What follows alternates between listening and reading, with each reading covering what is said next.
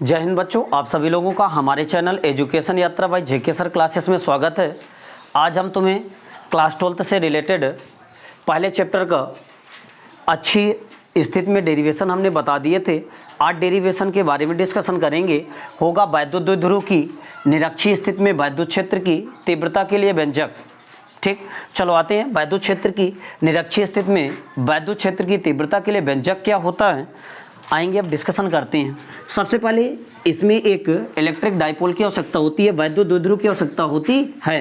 वैद्युत द्विध्रुव में इलेक्ट्रिक डाइपोल किसे कहते हैं, थोड़ा सा ध्यान देना जरा। वैद्युत द्विध्रुव में एक पर माइनस चार्ज होता है और एक पर कैसा चार्ज होता है, प्लस चार्ज होता है। एक पर माइनस चार्ज और एक पर प्लस चार्ज होता है। ठीक, इसकी लंबाई कितनी होती है, 2l होती है।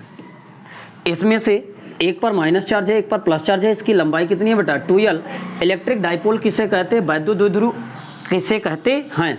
इनमें से एक पर माइनस आवेश और एक प्लस आवेश और इसकी अल्पांश लंबाई से मिलकर कोई तैयार युक्ति को ही हम कहते हैं वैद्युत द्विध्रुव। एक होता है इस पर वैद्युत द्विध्रुव आघूर्ण। वैद्युत द्विध्रुव आघूर्ण को हम प्रदर्शित करते हैं किससे, P से। किससे बेटा, P से। ध्यान देना जरा। P बराबर होता है Q इंटू 2l।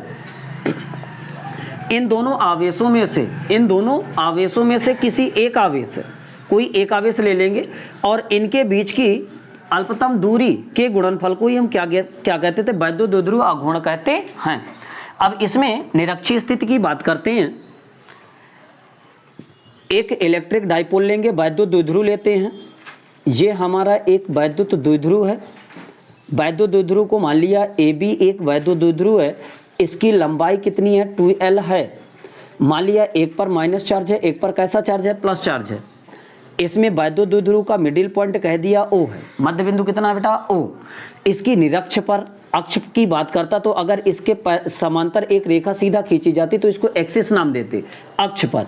अगर इसमें निरक्ष पर कोई बात किया तो इसमें द्विध्रुव के केंद्र से एक परपेंडिकुलर लंब एक रेखा खींचते हैं। इस पर कोई पॉइंट P मान लिया, ये इसकी निरक्ष पर कहलाएगा। किसी बिंदु की बात करता तो इसके 90 अंश पर ना लेकर के किसी और एंगल पर लेते, कोण पर लेते, तो वो कहलाता किसी बिंदु पर। ठीक, अगर अक्ष पर कहता तो सामने होता, इसमें अक्ष पर एक्सिस पर कोई पॉइंट P लेते। अगर इसमें निरक्ष पर कहता तो अर्थात इसमें 90 अंश पर लंबवत इसके कोई पॉइंट P मानना है केंद्र के। ठीक, इनको आपस में माइनस चार्ज और प्लस चार्ज से इनको मिला देते हैं। ठीक, अब इसमें वैद्युत क्षेत्र जो तीव्रता होती है यह एक आदेश राशि है। कैसी राशि है, आदेश राशि होने के कारण इसकी डायरेक्शन होती है। ठीक, डायरेक्शन होगी तो प्लस चार्ज के कारण जो डायरेक्शन होती है, पीछे बताए थे वैद्युत क्षेत्र में पॉजिटिव चार्ज के कारण वैद्युत क्षेत्र इलेक्ट्रिक फील्ड बाहर की ओर होता है। कहाँ की ओर होगा, बाहर की ओर। जबकि इसमें प्लस Q के कारण अगर P पर वैद्युत क्षेत्र की बात करें तो इसकी वैद्युत क्षेत्र की दिशा बाहर की ओर E1 होगी। कितना मान लिया, E1। इसी प्रकार माइनस Q के कारण वैद्युत क्षेत्र उसी डायरेक्शन पर होती है तो होती है E2, उसी साइड होती है तो कितना मान लिया, E2। जैसे माइनस चार्ज होता, माइनस चार्ज पर जो इलेक्ट्रिक फील्ड होती है वो अंदर की ओर होती है। ठीक, इस पर इलेक्ट्रिक फील्ड में डायरेक्शन इसकी हो गई। इसके पैरेलल एक रेखा खींचते हैं। मान लिया यह वैद्युत क्षेत्र के साथ थीटा कोण बनाते हुए रखे हुए हैं। कितना कोण बना रहा है, थीटा। अगर ये वाला एंगल थीटा तो ये भी कितना होगा बेटा, थीटा। ठीक, क्यों, क्योंकि किन्हीं दो पैरेलल रेखाओं को, समांतर रेखाओं को यदि कोई तिर्यक रेखा कट करती है तो उनके एकांतर अंतः कोण बराबर होते हैं। अगर ये कोण थीटा तो ये भी कितना होगा, थीटा। अब इसी प्रकार ये कोण थीटा तो ये भी कितना होगा, थीटा। क्यों, क्योंकि शीर्षाभिमुख कोण आपस में बराबर होते हैं। अगर ये वाला कोण थीटा तो ये भी कितना होगा बेटा, थीटा। एकांतर कोण हो गए दोनों। अब ये वाला कोण थीटा तो ये भी कितना होगा, थीटा, क्योंकि ये आपस में शीर्षाभिमुख कोण होते हैं। ठीक, अब इसमें यदि बात करें, इनमें थोड़ा सा आते हैं। इनमें डायरेक्शन वैद्युत क्षेत्र की किस तरफ होगी, परिणामी वैद्युत क्षेत्र ज्ञात करना पड़ता है। इसमें परिणामी वैद्युत क्षेत्र निकालने के लिए डायरेक्शन को हम समझाते हैं। ध्यान देना इधर थोड़ा। हमने इसमें रेखाएं ले लिया, ये इसमें बीच में वैद्युत क्षेत्र ये E1, इसको इधर साइड E1 को रिप्रेजेंट कर रहा है, ये इधर साइड किसको रिप्रेजेंट कर रहा है, E2 को। ठीक, इनकी एक समांतर इसको भी आगे की ओर बढ़ा सकते हैं। तो देखा जाए कि वेक्टर मेथड में हमने पढ़ा था, वेक्टर में पढ़ा था कि अगर दो वेक्टर A और वेक्टर B आपस में 90 एंगल पर हैं, यदि इनका बीच का परिणामी कैपिटल R है, बीच का परिणामी कितना बेटा, कैपिटल आर है। अगर ये आपस में थीटा कोण बनाते हुए परिणामी रखा गया है, कितना कोण, थीटा, तो ये परिणामी जिस वेक्टर के साथ कोण बनाता है, देखना ये परिणामी वेक्टर ए के साथ कोण बनाता है, जिस वेक्टर के साथ कोण बनाता है वो जाता है किसमें, कॉस में। अगर परिणामी आर है तो आर कॉस थीटा, और जिसके साथ कोण नहीं बनाता वो कहीं में जाता है बेटा, साइन में। ठीक, ध्यान देना, तो आर हो जाएगा आर साइन थीटा। इसी प्रकार यदि इनकी बात करें तो ये वाला कोण कितना था, थीटा, और ये वाला भी कोण कितना था, थीटा। इन दो की अगर बात करें तो ये बीच का परिणामी E2 हो जाता है, क्या बीच का परिणामी कितना है, E2। देखो E2 इसके साथ कोण बना रहा है, तो जिसके साथ बनाता है उसमें क्या होता है, cos थीटा, क्या होता है, cos थीटा, तो इसके साथ कोण बना रहा है तो ये हो जाएगा E2 cos थीटा, और जिसके साथ कोण नहीं बनाता वो हो जाता है E2 sin थीटा। सही है। इसी प्रकार इन दोनों की बात करें, इधर और इधर बीच में 90 अंश है, इसका परिणामी कितना है, E1, कितना बेटा, E1। जिसके साथ कोण बनाता है, देखो इसके साथ कोण बना रहा है ना, जिसके साथ कोण बनाता है वो कहीं में जाता है, साइन में, तो E1 साइन थीटा, और जिसके साथ नहीं, सॉरी कॉस में, E1 कॉस थीटा, जिसके साथ कोण बनाता है कहीं में बेटा, कॉस में, और जिसके साथ नहीं बनाता तो E1 साइन थीटा। समझ में आया। अब यदि इनमें बात करें तो इनमें एक को तो डायरेक्शन, वैद्युत क्षेत्र की डायरेक्शन की बात किया था। यदि वैद्युत क्षेत्र की डायरेक्शन, दोनों की डायरेक्शन, जैसे E1 इसी साइड है, E2 इसी डायरेक्शन में है, तो परिणामी वैद्युत क्षेत्र E बराबर हो जाएगा E1 प्लस E2। ठीक, अगर डायरेक्शन सेम है तो दोनों में E1 प्लस E2।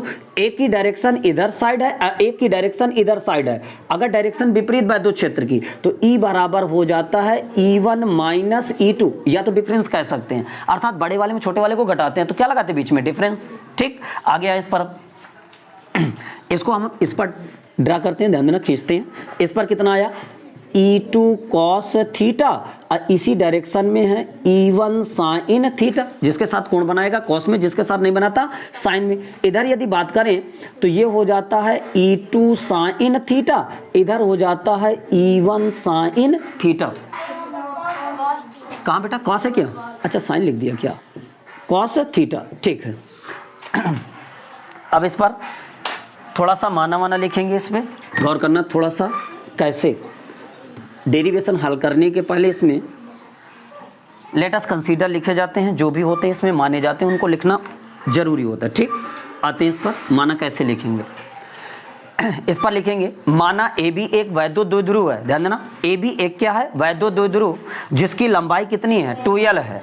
इसके मध्य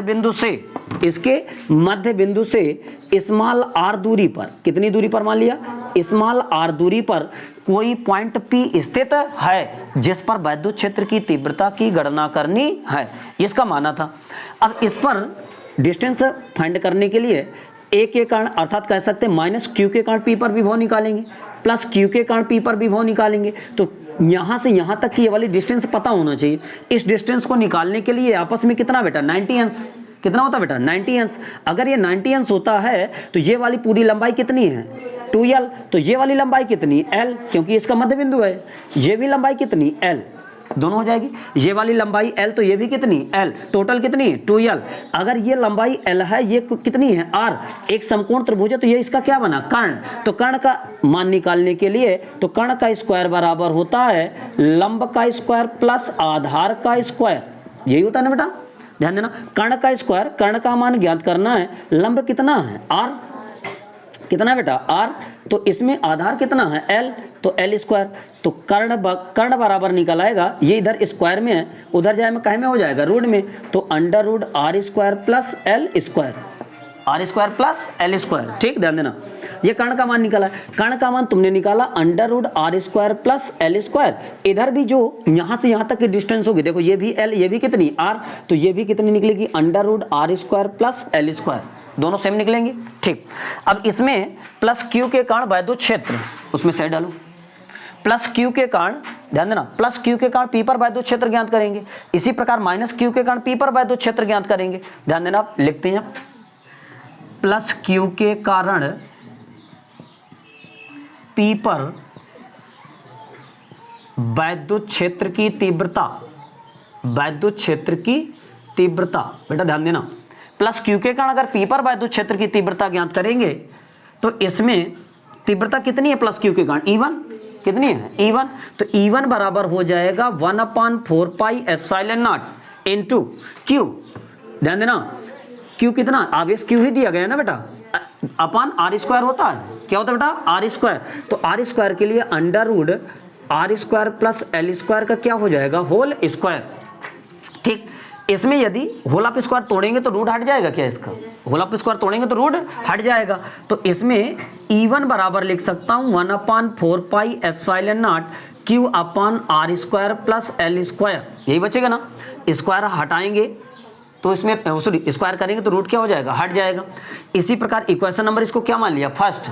अब आते हैं माइनस क्यू के कारण, इसके कारण माइनस क्यू के कारण, माइनस क्यू के कारण P पर वैद्युत क्षेत्र की तीव्रता, क्यू के कारण P पर वैद्युत क्षेत्र की तीव्रता जो होगी, इसके कारण वैद्युत क्षेत्र कितना माना था, E2। ध्यान देना, तो E2 बराबर हो जाएगा 1/4 पाई एप्सिलॉन नॉट Q। इधर इस पर जो आवेश का मान लेते हैं, चिन्ह सहित नहीं लेते हैं। ध्यान देना क्यों, वैद्युत क्षेत्र एक सदिश राशि होती है, जिस कारण से यहाँ पर आवेश को चिन्ह सहित नहीं लिया जाता है। जबकि आगे वैद्युत विभव पढ़ेंगे तो वैद्युत विभव एक अदिश राशि होने के कारण आवेश के मान को चिन्ह सहित लिया जाएगा। ठीक, यहाँ पर आवेश का जो चिन्ह होता है वैद्युत क्षेत्र की डायरेक्शन को प्रदर्शित करते हैं। ठीक, तो इस पर Q अपॉन डिस्टेंस कितनी है बेटा, under root R square plus L square, under root R square plus L square का होल स्क्वायर। जब स्क्वायर हटाते हैं तो इस पर आ जाएगा वैल्यू इसकी E2 बराबर हो जाता है 1/4 pi epsilon not Q upon R square plus L square. ठीक, इस पर अब आएंगे P पर परिणामी वैद्युत क्षेत्र। ध्यान देना बेटा, इधर P पर परिणामी वैद्युत क्षेत्र, P पर परिणामी वैद्युत क्षेत्र। पहले समीकरण 1 और समीकरण 2 को देख ले। समीकरण 1 और समीकरण 2, इसको 2 बना दिया। समीकरण 1 और समीकरण 2 में हमने देखा कि समीकरण 1 तथा समीकरण 2 से समीकरण 1 और समीकरण 2 से बात करें तो इन दोनों के RHS क्या हैं, बराबर, तो LHS भी क्या होंगे, बराबर। कह सकते हैं E1 बराबर किसके हो जाएगा, E2 के। सही है। अब P पर परिणामी वैद्युत क्षेत्र ज्ञात करेंगे, लिख सकते हैं P पर परिणामी वैद्युत क्षेत्र की तीव्रता।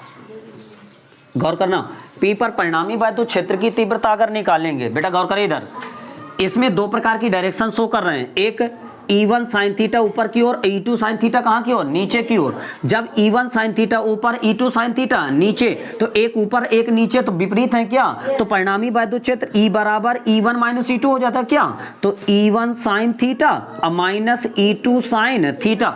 यहां से अगर देखा जाए E1 E2 के क्या है, बराबर, E1 E2 की इक्वल है, तो E2 की जगह E1 रख दो, चाहे E1 की जगह E2, दोनों की जगह रखेंगे तो E बराबर E1 sin थीटा और माइनस E1 sin थीटा, ये दोनों कैंसिल होकर के परिणामी वैद्युत क्षेत्र कितना हो जाता है, 0। अर्थात इन दोनों के कारण E1 sin theta, E2 sin theta के कारण परिणामी वैद्युत क्षेत्र क्या हो जाता है, 0। तो ये वाले लेंगे नहीं। अब कौन सा बचा बेटा, ये E1 cos थीटा और E2 cos थीटा। अगर इसमें बात करें, दोनों की डायरेक्शन क्या है बेटा, सेम। जब सेम है तो इस पर P पर परिणामी वैद्युत क्षेत्र E बराबर E1 cos थीटा, यही होगा ना, प्लस E2 cos थीटा, दोनों जुड़ जाएंगे ना, E1 cos theta plus E2 cos theta.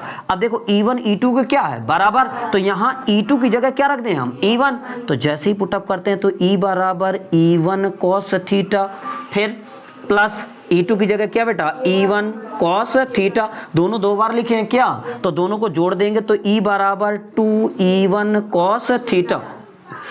यहाँ से जो वैल्यू निकला, इसमें cos थीटा का मान हमें पता कर लें, sin थीटा सॉरी E1 का मान ऑलरेडी पता है, तो cos थीटा का मान निकालने के लिए इस पर आते हैं, थोड़ा सा इस पर ध्यान देना। इस पर cos थीटा का मान निकालना है। cos थीटा बराबर हो जाएगा, cos थीटा बराबर, ध्यान देना, cos थीटा बराबर होता क्या है, लंब बटे, इसमें cos थीटा बराबर आधार बटे कर्ण होता है। क्या होता है बेटा, आधार बटे कर्ण। सुनना, ये एक समकोण त्रिभुज है। समकोण त्रिभुज में ये जो थीटा है, थीटा के सामने की भुजा हमेशा कर्ण, और ये क्या बनेगी आधार, और ये क्या बना कर्ण, सॉरी थीटा के सामने की भुजा हमेशा लंब, कोण के सामने की भुजा हमेशा लंब, ये क्या हुआ आधार, ये क्या हुआ कर्ण। तो आधार कितना है बेटा इसका L, और कर्ण है under root R square plus L square. तो कॉस थीटा का मान L upon under root R square plus L square. इस पर वैल्यू यूज करते हैं, आगे आए, E बराबर हो जाएगा इसमें 2 E1 का मान यहाँ से रखेंगे 1/4 pi epsilon not into Q upon R square plus L square. अब कॉस थीटा का मान इस पर रखते हैं L upon under root R square plus L square. ठीक, अब इसमें E बराबर हो जाएगा 1/4 pi epsilon not into 2QL। देखो 2QL अपान इसको क्या लिख सकते हैं R square plus L square into इसको लिख सकता हूँ R square plus L square की पावर 1/2। ठीक, आवाज नहीं करना, ठीक है। R square plus L square की पावर 1/2। रूट का मतलब होता है 1/2, ध्यान देना। अब दोनों में जैसे तुमने पढ़ा होगा x इंटू एक्स की पावर 1/2, हमने कहा इसमें दोनों को आधार समान तो घातें जुड़ जाती हैं क्या, तो इसमें 1 अब प्लस 1/2 जोड़ दोगे, 1 प्लस 1/2, 2 1 कम 2 1, 3/2, अर्थात x की पावर 3/2 लिखा है। इसका मतलब इसमें आधार समान R square plus L square की पावर कितना 1, R square plus L square की पावर 1/2, तो दोनों को जोड़ोगे तो 3/2। तो इसको मैं लिख सकता हूं E बराबर 1/4 pi epsilon not into 2QL upon इसमें हो जाएगा R square plus L square की पावर 3/2। आधार समान तो 1/2 प्लस 1 जुड़ जाएगा बेटा 3/2। ठीक, इसमें हम जानते हैं वैद्युत द्विध्रुव आघूर्ण P बराबर होता है 2QL। तो इसमें 2QL की जगह हम P यूज करेंगे तो 1/4 pi epsilon not into P upon R square plus L square की पावर 3/2। अब इसमें वैद्युत द्विध्रुव इलेक्ट्रिक डाइपोल जब पढ़ा रहे थे तो उसमें बताए थे, ध्यान देना, थोड़ा सा सुन लेना। इलेक्ट्रिक डाइपोल में जो 2L होता है वह एक अत्यंत सूक्ष्म लंबाई होती है, बहुत सूक्ष्म लंबाई। इसमें L जो होगा 2L से और छोटा होगा। अगर स्क्वायर इसका कर देते हैं L स्क्वायर तो L स्क्वायर और छोटी राशि हो जाती है, अर्थात उसको नगण्य माना जाएगा। यदि मान लें यदि R बहुत बहुत बहुत बड़ा है L से, R का मान यदि बहुत बड़ा है L से, तो L स्क्वायर लगभग हो जाएगा नगण्य। क्या हो जाएगा बेटा नगण्य। L स्क्वायर का मान लगभग 0 ले लेते हैं तो E बराबर 1/4 pi epsilon not P upon R square plus 0 की पावर 3/2। तो इसमें E बराबर हो जाएगा 1/4 पाई एप्सिलॉन नॉट P अपान, इसका मतलब आर स्क्वायर की पावर कितना हो जाएगा 3/2। जब घात के ऊपर घात होती है तो गुणे में जाती है, कहें बेटा गुणे में, तो 2 से 2 क्या हो गया कैंसिल। तो इस पर E बराबर जो बचेगा E बराबर 1/4 pi epsilon not into P अपान इस पर Q पर बचा क्या तो R क्यूब। ये आगे वैद्युत क्षेत्र की तीव्रता।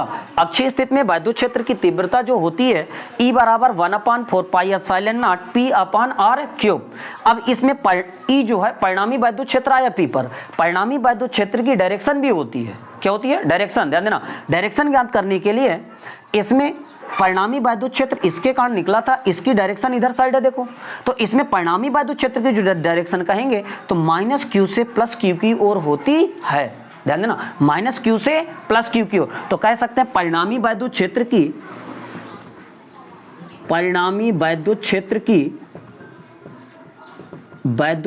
की दिशा +Q से -Q की ओर होती है। ठीक, ये था तुम्हारा संपूर्ण डेरिवेशन वैद्युत द्विध्रुव की अक्षीय स्थिति में, दूसरी निरक्षीय स्थिति में वैद्युत क्षेत्र की तीव्रता के लिए व्यंजक।